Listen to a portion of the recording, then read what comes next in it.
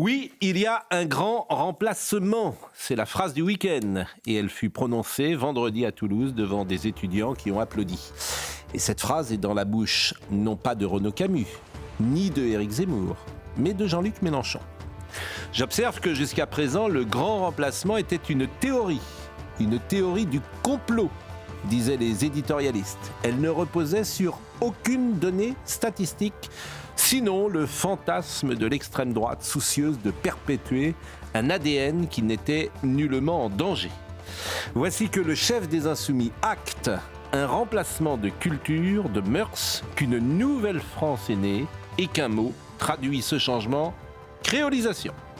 Vive la créolisation, dit Mélenchon, et il enchaîne. Assez de la tradition. À bas le monde ancien. Jean-Luc Mélenchon a le mérite d'être cohérent. Il va à la pêche aux voix.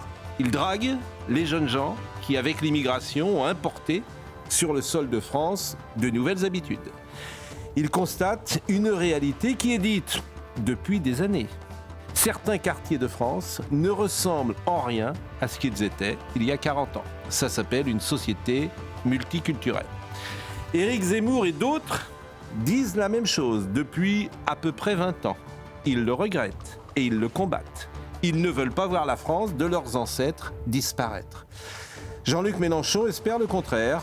Il souhaite que cette créolisation ne soit qu'un début.